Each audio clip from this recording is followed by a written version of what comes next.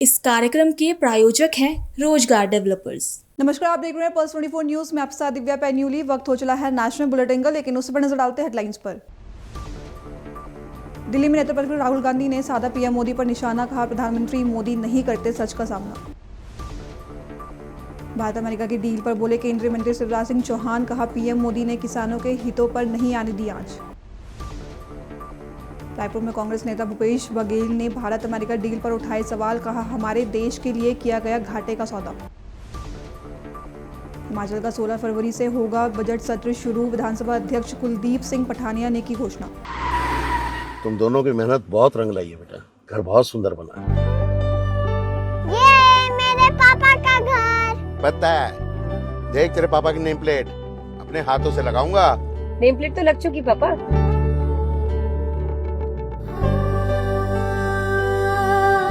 असल मेहनत तो आपने की है पापा, मुझे इस काबिल बनाने के लिए। वो जिंदगी भर किराए के मकान में रहे, लेकिन आज ये घर मेरा नहीं, ये है मेरे पापा का घर।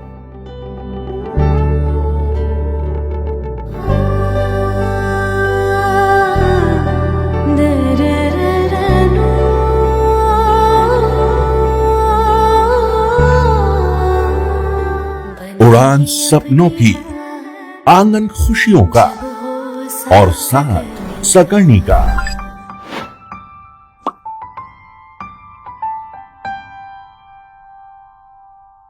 साठ वर्षों से आपके साथ मनोरंजन और संस्कार का संगम, जाह्नवी मैगजीन। आइए अब देखते हैं खबरें विस्तार से। दिल्ली में नेता प्रतिपक्ष राहुल गांधी ने दावा किया कि प्रधानमंत्री नरेंद्र मोदी राष्ट्रपति के अभिभाषण पर धन्यवाद प्रस्ताव पर हुई चर्चा का जवाब देने के लिए लोकसभा में इसलिए नहीं आए क्योंकि वे सच का सामना नहीं कर सकते हैं। साथ ही कहा कि राष्ट्रपति के अभिभाषण पर नेता प्रतिपक्ष और पूरे विपक्ष को बोलने नहीं दिया गया क्योंकि सरकार नहीं चाहती कि मैं इस मुद्दे पर बात करूं, इसलिए मुझे हमेशा बोलने से रोका गया है।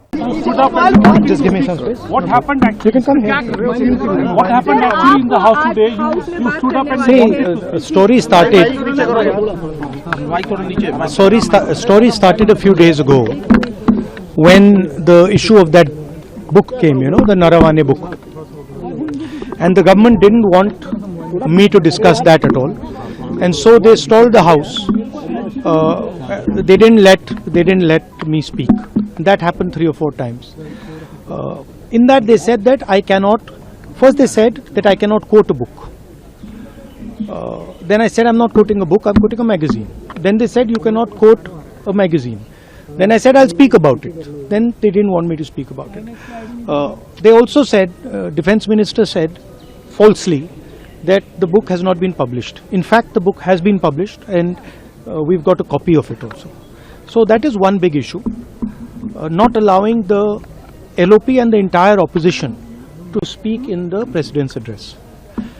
Second issue is one of their members spoke quoting books, multiple books, and spoke very vile stuff, and nothing was said.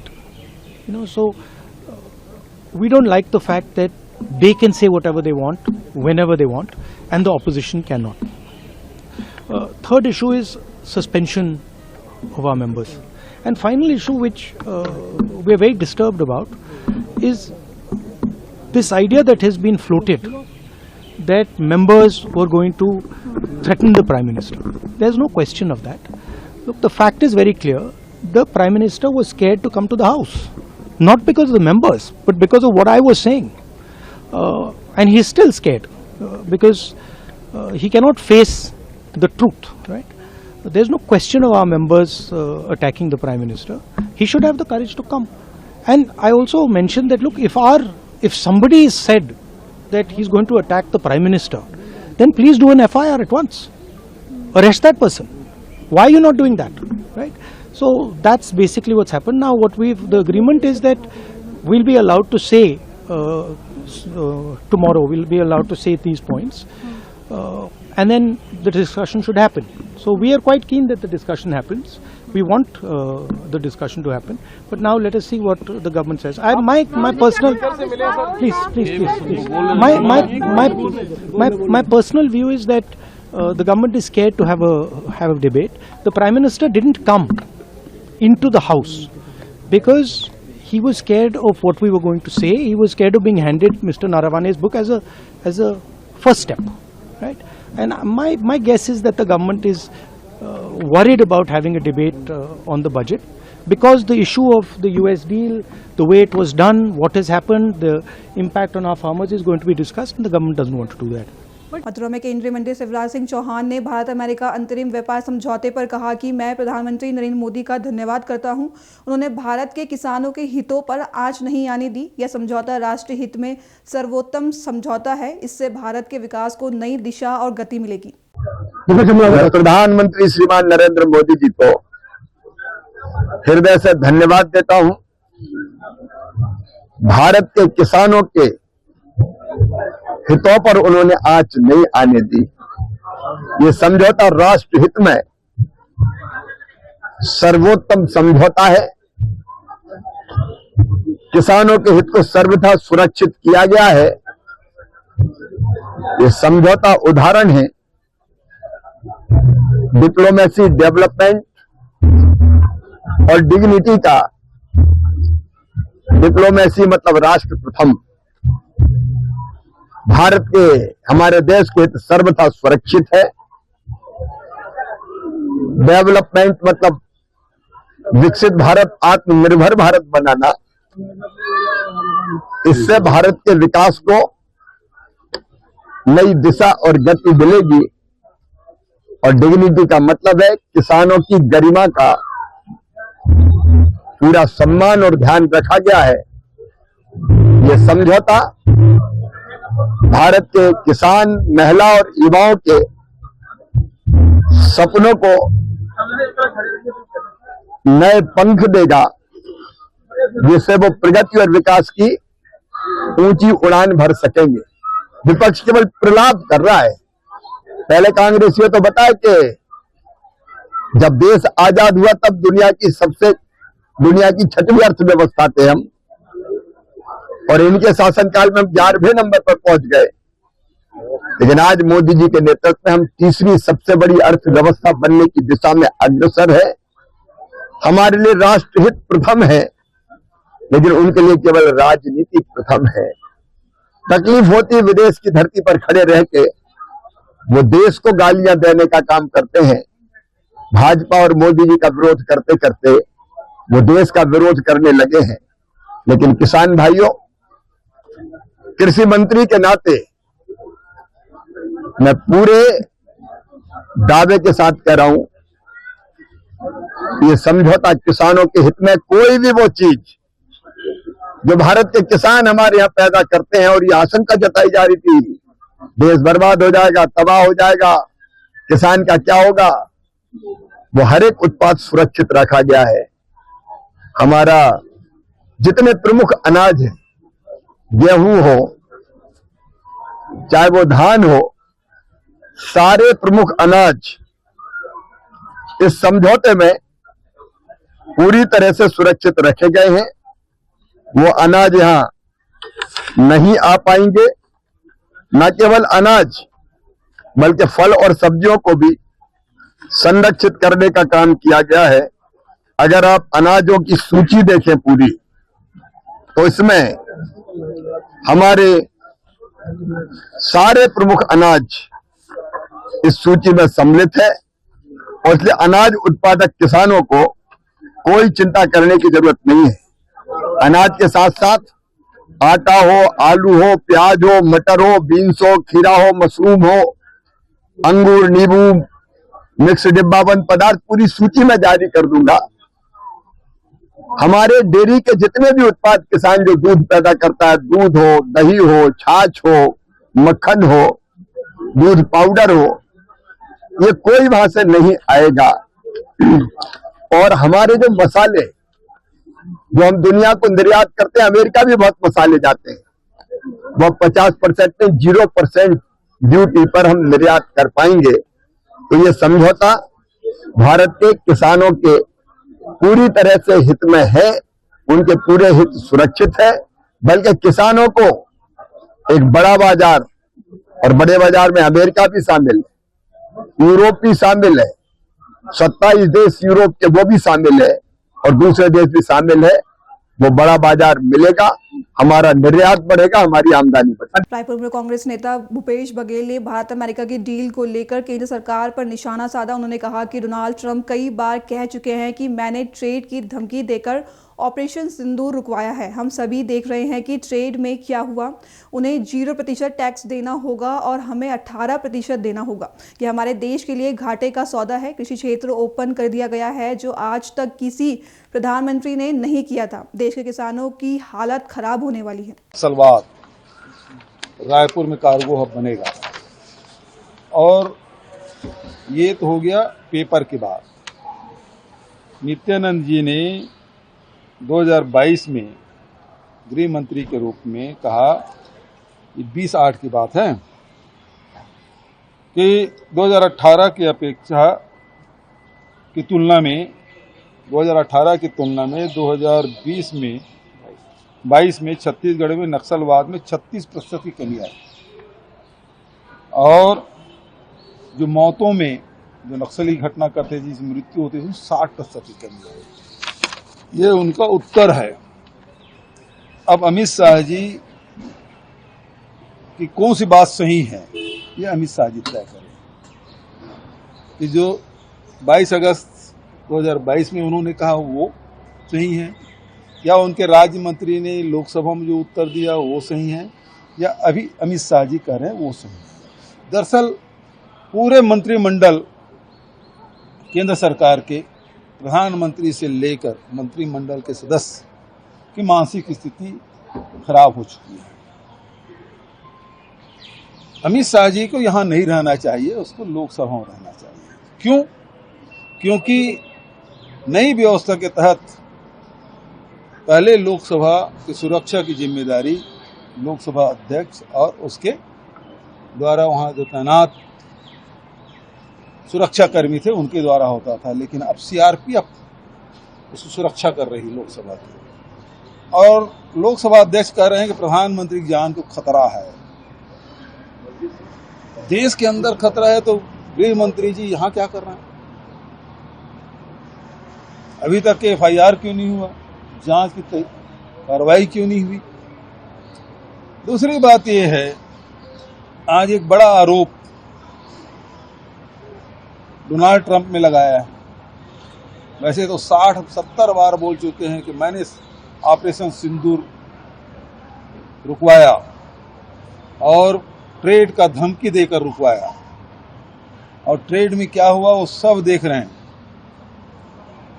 कि उनको 0% लगेगा, हमको 18% लगेगा, और $500 बिलियन के सामान डंप होगा भारत में 5 साल में। ये अमेरिका के लिए विन विन सिचुएशन है, हमारे देश के लिए घाटे का सौदा है। जबकि पहले $90 बिलियन के एक्सपोर्ट हम लोग करते थे और $43 बिलियन के इंपोर्ट हम करते थे, तो हमारी स्थिति अच्छी थी। लेकिन अब पासा पलट गया है। और दूसरा, एग्रीकल्चर सेक्टर में वो ओपन कर दिया गया है, जो आज तक के किसी प्रधानमंत्री ने ओपन नहीं किया था। नेहरू जी से लेके मनमोहन सिंह जी तक। इसमें अटल जी भी हैं, मोरारजी देसाई जी भी हैं, चंद्रशेखर जी हैं, चरण सिंह जी हैं, I.K. गुजराल जी हैं, अटल बिहारी वाजपेयी जी हैं, सब उन्होंने किसी ने खोला, इन्होंने खोल दिया। देश के किसान की हालत खराब होने वाली है। और ट्रंप ने आज फिर से धमकी दे दी है कि मैं मोदी के पॉलिटिकल लाइफ को डिस्ट्रॉय नहीं करना चाहता। मतलब फिर से एक बार धमकी।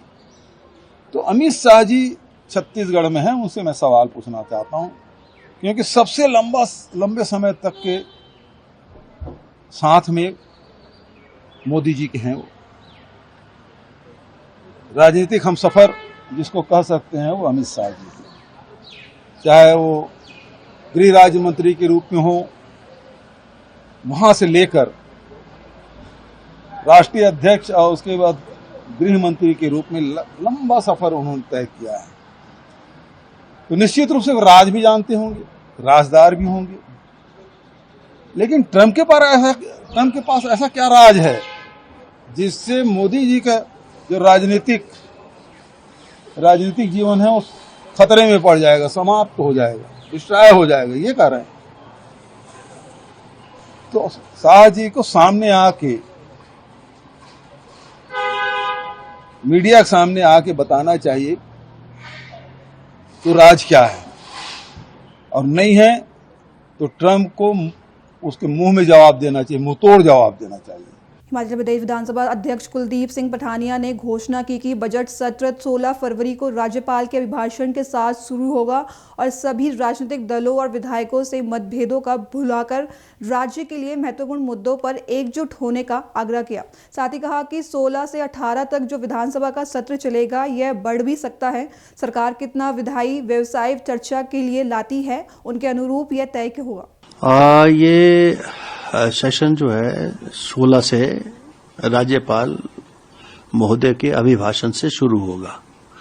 जैसा आप जानते हैं कि जैसे ही नया साल शुरू होता है, फाइनेंशियल ईयर 2026-27 स्टार्ट हो रहा है और कैलेंडर ईयर भी स्टार्ट हो गया है। तो जैसे ही नेक्स्ट ईयर होता है उसमें कोई भी सत्र जो है जब विधानसभा का होगा, यानी नए साल में जो भी सत्र होगा उसमें राज्यपाल महोदय जो है वो विधानसभा को संबोधित करते हैं पार्लियामेंट की तर्ज पर, जैसे राष्ट्रपति करते हैं।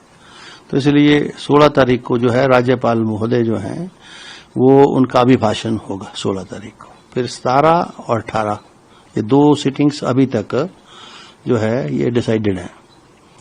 तो उसमें जो अगला बिजनेस है उसमें ऑबिचुरीज हैं जो होती ही है, और उसके बाद लेजिस्लेटिव बिजनेस है। वो लेजिस्लेटिव बिजनेस जो है वो सरकार लाती है। तो सरकार वो लेजिस्लेटिव बिजनेस, उसमें सारी चीजें इंक्लूड हैं लेजिस्लेटिव बिजनेस में। जैसे मोशन ऑफ थैंक्स है, that is also a legislative business. Governor का जब अभिभाषण होता है तो एक धन्यवाद प्रस्ताव सरकार की तरफ से आता है, तो उसको जो विधानसभा की जो टर्मिनोलॉजी है उसमें लेजिस्लेटिव बिजनेस ही बोला जाता है। तो वो जो है सरकार जो डिसाइड करेगी, तो वो अकॉर्डिंगली जो है जैसे आएगा हमारे पास, तो उसकी जानकारी जो है हम जो है फिर नोटिफिकेशन के माध्यम से सबको देंगे। अभी हमारा पोर्टल खुला है विधानसभा का सत्र का, क्योंकि सत्र का आगाज हो गया 16 तारीख से, और राष्ट्रपति महोदय जो है अभिभाषण देकर जो है संबोधित करेंगे सदन को। तो हमने सभी सामान्य जो विधायक हैं उनको पोर्टल ओपन है, अब वो they can send their notices, questions, oral, written, जो भी उनके दिमाग में है, discussions, they can forward it to the Vidhansabha secretariat. तो जैसे ही वो फिर हमारे पास आएंगे तो मैं उन सबको हम जो है देखेंगे नियमों के मुताबिक जो है, फिर उसको जो है जैसे जो सत्र का 1 दिन 2 दिन पहले का होता है, फिर अकॉर्डिंगली हम उसको लिस्ट करते हैं। सीटिंग का कोई अभी तो 3 सीटिंग्स तो डिसाइडेड है, 16th, 17th, 18th। हाँ, मतलब अब मैं ये मतलब 3 में से 2 भी हो सकती हैं, 3 से 5 भी हो सकती हैं। ये तो फिर बिजनेस पर डिपेंड करेगा कि बिजनेस जो है, क्योंकि मेनली बिजनेस जो है सरकार लाती है, और बजट सेशन में तो सरकार का बिजनेस होता है ज्यादातर। तो सरकार कितना बिजनेस विधानसभा के पास लाती है, जिसको चर्चा में लाने के लिए विधानसभा जो है नियमों के अनुरूप उसको आगे जो है मान्य सदस्यों के समक्ष रखती है। तो अभी हम देखेंगे, अभी 16 तारीख को तो राज्यपाल महोदय का अभिभाषण है, ये तो निश्चित है, और उसके बाद ऑबिचुरी होनी है, लेजिस्लेटिव बिजनेस होना है। अब वो लेजिस्लेटिव बिजनेस कितना हमारे पास आता है, 1 दिन का आता है, 2 दिन का आता है, 3 दिन का आता है, या 5 दिन का आता है।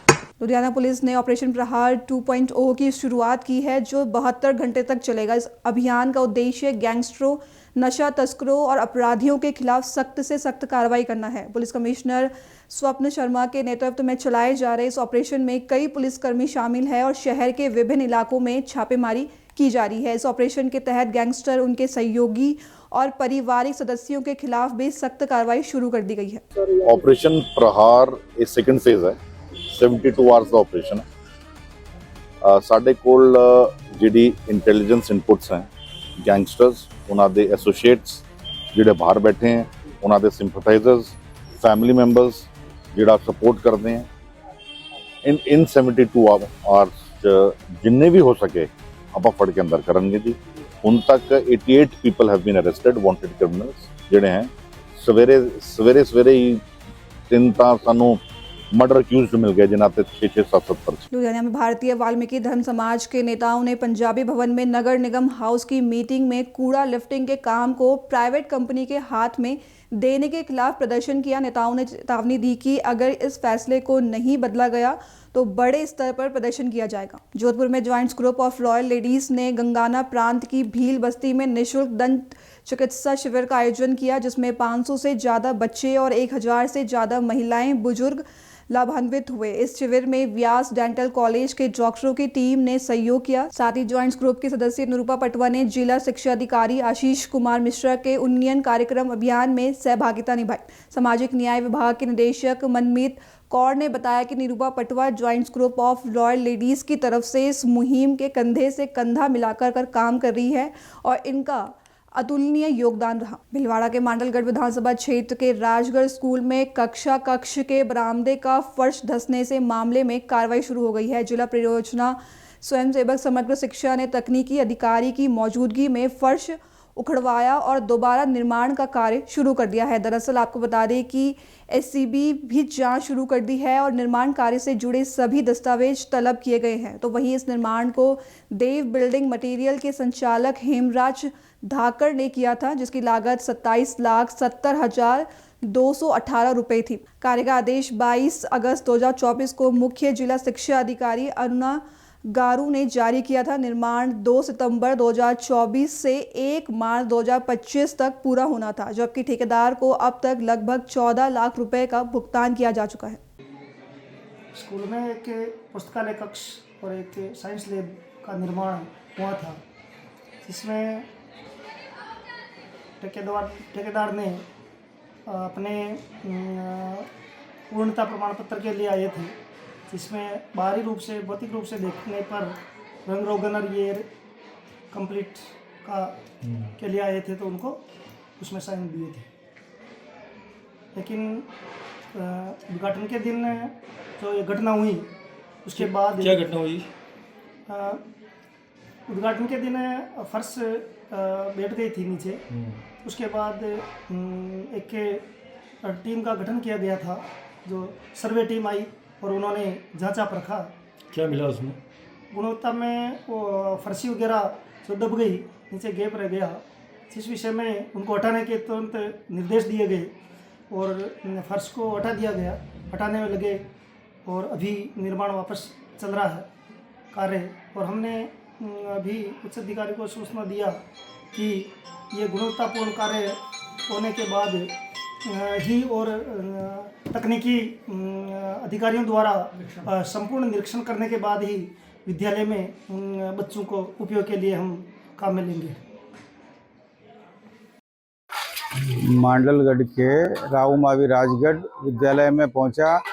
जांच टीम भी आई थी यहाँ और जांच टीम के साथ देखा गया कि फर्श घटिया निर्माण की वजह से फर्श नीचे बैठ गया था, तो पूरे कमरे और बरामदों का फर्श को हटा दिया गया है। फर्श हटाने के साथ ही गुणवत्तापूर्वक कार्य करने के निर्देश दिए और इसी के साथ ठेकेदार के खिलाफ कार्रवाई की गई एवं नोटिस दे दिया गया। तो ये काम घटिया किया तो कोई मॉनिटरिंग नहीं थी क्या? मॉनिटरिंग थी, लेकिन ठेकेदार ने लापरवाही कैसे की?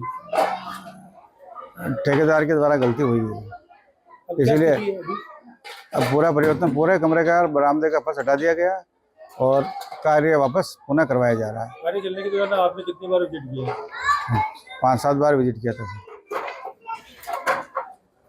रामगढ़ के पतरातू इमली ग्राउंड हेसला में प्रथम PVUNL क्रिकेट टूर्नामेंट का शुभारंभ हुआ। 16 टीमों ने भाग लिया, जिसमें 13 पंचायत और 3 बाहरी टीम शामिल थी। विधायक रोशन लाल चौधरी और PVUNL के CEO AK सहगल ने शुभारंभ किया। सभी टीमों को खेल किट बैग वितरित किए गए। अभी के लिए बस इतना ही। खबरों के लिए बने रहे पल्स 24 न्यूज के साथ। तब तक नमस्कार।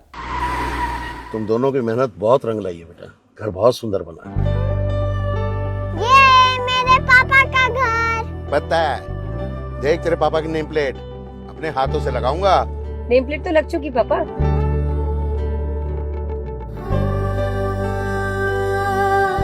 असल मेहनत तो आपने की है पापा, मुझे इस काबिल बनाने के लिए। वो जिंदगी भर किराए के मकान में रहे, लेकिन आज ये घर मेरा नहीं, ये है मेरे पापा का घर।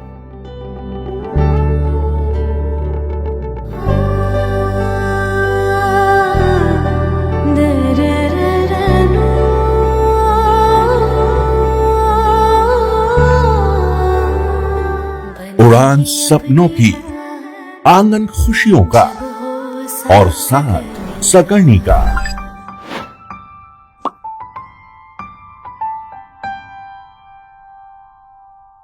60 वर्षों से आपके साथ मनोरंजन और संस्कार का संगम, जाह्नवी मैगजीन।